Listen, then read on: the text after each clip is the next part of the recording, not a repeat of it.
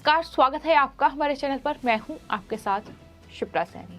उत्तर प्रदेश के पूर्वांचल के सबसे बड़े माफिया मुख्तार अंसारी की मुश्किलें कम होने का नाम नहीं ले रही है। मुख्तार अंसारी के साथ साथ अब उनके परिवार की मुश्किलें भी बढ़ चुकी हैं। दरअसल इलाहाबाद हाईकोर्ट से पहले ही मुख्तार अंसारी की जमानत याचिका खारिज हो गई है और उसके बाद अब ईडी ने मुख्तार अंसारी के भाई अफजाल अंसारी और साथ ही मुख्तार के दोनों बेटों को तलब किया है। पूछताछ के लिए उन्हें ईडी के दफ्तर बुलाया गया, जहां आपको बता दें जो मुख्तार अंसारी के भाई हैं अफजाल अंसारी, जो कि बीएसपी के सांसद हैं गाजीपुर से, उनसे करीब 10 घंटे तक ईडी ने कड़ी पूछताछ की है और जिसके बाद कहीं न कहीं अफजाल अंसारी की बौखलाहट भी सामने आई, जिस पर उन्होंने बीजेपी पर अपना गुस्सा जाहिर करते हुए ये कहा कि मैं विजय माल्या नहीं हूं और बीजेपी दरअसल इस पूरे मामले में ईडी का इस्तेमाल कर रही है। वो दरअसल अपनी हार से बौखलाई हुई है, जिसके चलते ये इस तरीके से शिकंजा जो है वो मेरे परिवार पर कसा जा रहा है कि तमाम बड़ी बयानबाजी उनकी तरफ से की गई है। आपको ये बता दें कि जहां एक तरफ अफजाल अंसारी से ईडी ने करीब 8 से 10 घंटे की कड़ी पूछताछ की है, प्रयागराज ऑफिस में अफजाल अंसारी से ये पूछताछ की गई है, तो वहीं मुख्तार अंसारी के दोनों बेटों से पूछताछ नहीं हो पाई। समय की कमी के चलते मुख्तार अंसारी के दोनों बेटे अब्बास अंसारी और उमर अंसारी से पूछताछ नहीं हो सकी। ये भी जानकारी सामने आई है और माना ये जा रहा है कि अगले कुछ दिनों में ईडी दरअसल मुख्तार अंसारी के दोनों बेटे अब्बास अंसारी और साथ ही उमर अंसारी से इस पूरे मामले में पूछताछ करेगी। उन्हें दोबारा नोटिस दिया जा सकता है। ये बड़ी खबर सामने आ रही है। तो आपको ये बता दें कि अफजाल सुबह 12 बजे ईडी के प्रयागराज में जो कार्यालय है वहां पहुंचे थे और इसके कुछ देर बाद ईडी के अफसरों की एक टीम ने उनसे कड़ी पूछताछ शुरू की और उनसे एक एक कर उनकी संपत्तियों के बारे में जानकारी ली गई है।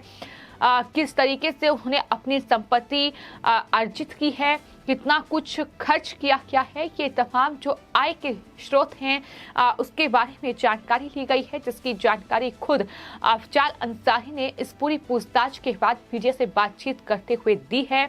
इसके बाद उनसे इन संपत्तियों को बनाने के दौरान आय के स्रोत के बारे में भी सवाल किए गए। अफसरों ने अलग अलग उनसे विधायक निधि और अन्य जो उनके आय के स्रोत हैं उसके बारे में जानकारी हासिल की है। हालांकि इस पूरी कड़ी पूछताछ के बाद अफजाल अंसारी का गुस्सा भी कहीं न कहीं देखने को मिला। उन्होंने कहा कि किसी भी एजेंसी के सामने वो कभी भी बयान देने के लिए या पूछताछ करने के लिए तैयार हैं।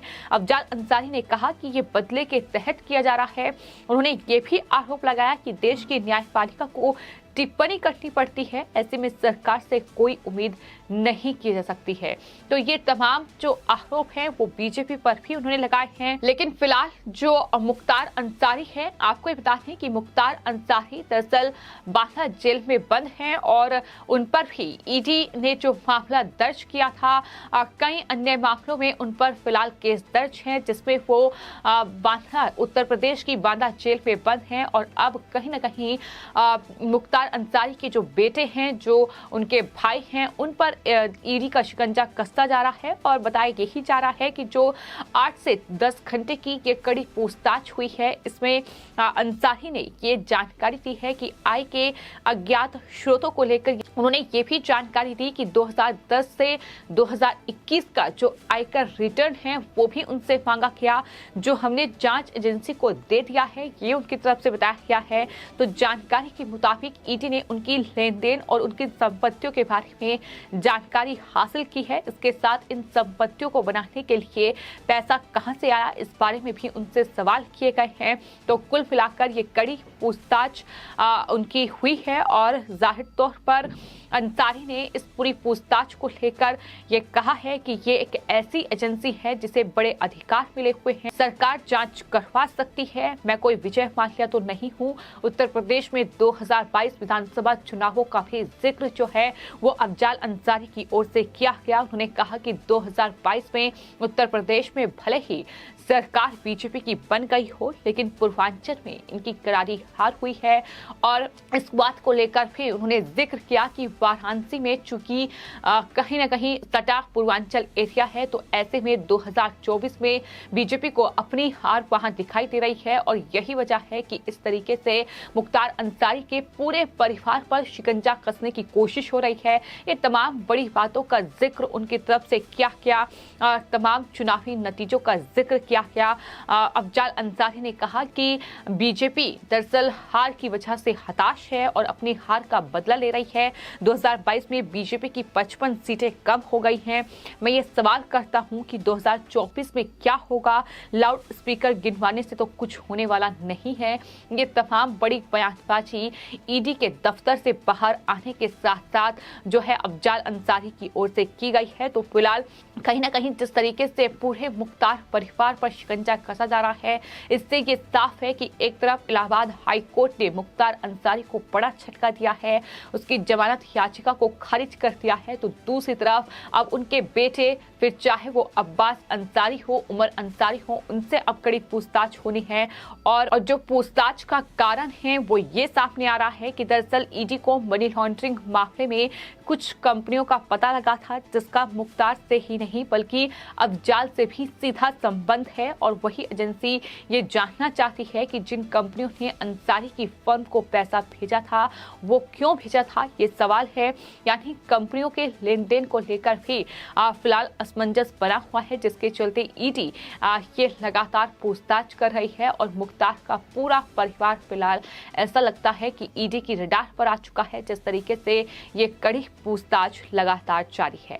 तो आपको बता दें, मुख्तार अंसारी के जो बेटे हैं अब्बास अंसारी, दरअसल वो विधायक हैं जो कि जाहिर तौर पर ईडी ने नोटिस उन्हें थमाया था। पूछताछ के लिए ईडी के दफ्तर भी वो पहुंचे, लेकिन समय की चूंकि कमी थी तो ऐसे में उनसे पूछताछ नहीं हो पाई। जो जानकारी सामने आई है, आपको बता दें, लगातार मुख्तार अंसारी को लेकर केंद्रीय जांच एजेंसी ईडी जांच कर रही है। उन पर कई मामले दूसरे भी दर्ज हैं और पंजाब की रोहतक जेल में बंद थे। लेकिन उत्तर प्रदेश में योगी सरकार की कोशिश थी, मुख्यमंत्री योगी आदित्यनाथ की ये कोशिश थी कि जो मुख्तार अंसारी है, माफिया है, गैंगस्टर है, उसे वापस उत्तर प्रदेश लाया जाए। और इसी कड़ी पे ये बड़ी सफलता जो है कोर्ट में उत्तर प्रदेश सरकार की ओर से हासिल की गई, जिसके बाद मुख्तार अंसारी को उत्तर प्रदेश लाया गया और फिलहाल वो बांदा जेल में बंद है। इस दौरान लगातार जो उन पर मुकदमे दर्ज हैं उसमें लगातार सुनवाई हो रही है।